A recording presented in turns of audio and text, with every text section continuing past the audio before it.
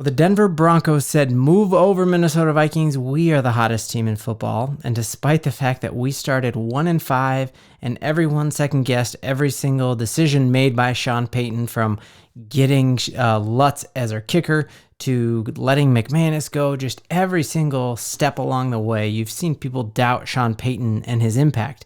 And yet now in these past 4 games, when we have beat the hottest team in football, we have beat Josh Allen, the cover of Madden Football. We've beat the former MVP, and we won a close game against a team that had some pretty garbage touchdowns that former Broncos teams would have rolled over for.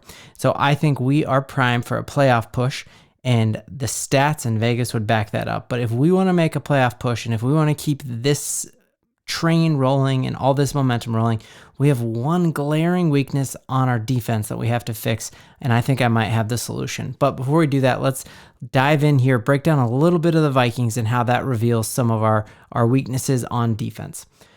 So looking at the stats here, and you heard Sean Payton in his press conference make mention of this, that we got absolutely outplayed in every aspect of the game. And Broncos country, don't be discouraged by that. You should be insanely encouraged that even when we play like absolute garbage, we still beat the hottest team in football. And to me, that is not a discouraging thing. That is incredibly encouraging, because that means, imagine what happens when we are a 10 out of 10. If we beat the Vikings with half our arm tied behind our back, imagine what we're going to do moving forward and peaking at the right time. But if you take a look here, we remember we didn't get our first down of the game until the last play of the third quarter. The Vikings just completely out-Broncoed us. They played the game that we have played to win these past 3 weeks in a row. They ran the ball. They passed sparingly. Just looking here at the number of rushing first downs, that they had 9 rushing first downs to our 2 rushing first downs, and it feels like Javonte Williams is just constantly falling forward for a first down. So to have them beat us in that way was just incredible. Looking here at the number of rushing attempts, Sean Payton's been criticized that he's running the ball too much, and that you look at this game, we only had 15 rushing attempts, and there was a couple of those that were very curious where we rushed the ball when we were down in the fourth quarter, and everyone was shocked by that.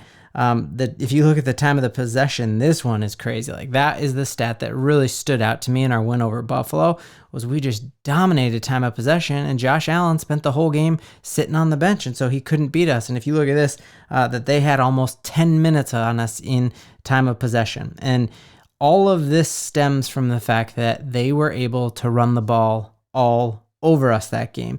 And we have a lot of people out there, before we look at that, if we just take a look here at their rushing yards, they doubled their average rushing yards per game. They really had the highest rushing total of their entire year was against us. And I heard a lot of commentators talk about how it seemed like we were doing a lot of hip tackling, like not hitting the guy in the line, but instead, as he's already past us, grabbing him by the hip and kind of throwing him down. The one notable exception to that is the head-on helmet hit that Kareem Jackson had that got him suspended. And so we need to do something to shore up this run, especially because we are about to play a team. If you take a look here, that for the entire year, the Vikings have just over 1,000 yards rushing, and that is after having almost 200 on just us.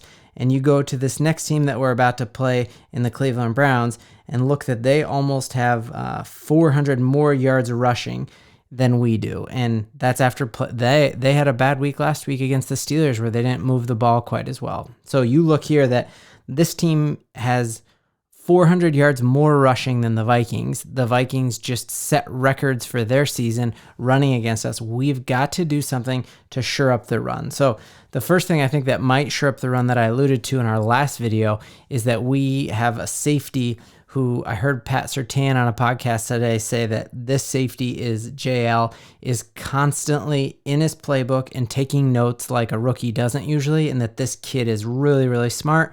You look at his scouting grades and they say he's great at angles, he's great at stopping the run. So I think this could be a really cool thing. And then the other thing is that Ndamukong Suh, like him or not, Donkey Kong Suh, as a lot of people have as his nickname, He has been sitting around waiting to sign with the team, and he is waiting to sign with a team that he thinks can take him on a deep playoff run. And so at 1-5, you would have said, yeah, the Broncos have no shot at getting Ndamukong Suh to come and play for them. And I don't think that's true anymore. I think we are just mathematically, we are the hottest team in football. We have the richest owner in football, and I would argue that we have a top 2-3 coach in all of football.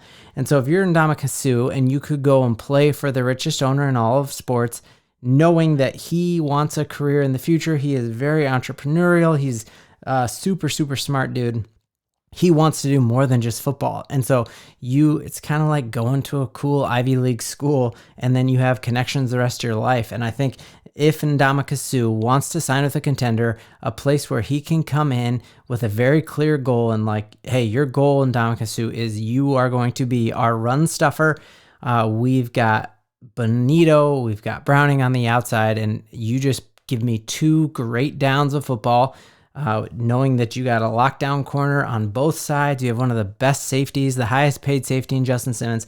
You have one job in Ndamukong Suh, and that is to step up here and stop the run for us. And I think that could be a really cool thing. Other rumors out there, other free agents that are on the market, we got Brockers and Justin Ellis are both free agents that could really make sense here, but knowing that there's depending on how the appeal for Kareem Jackson goes, it could very possibly be that he has played his last snap as a Denver Bronco. He gets cut and we open up that slot. So Broncos country, how would you feel about having Ndamukong Suh lace up the cleats for the Denver Broncos?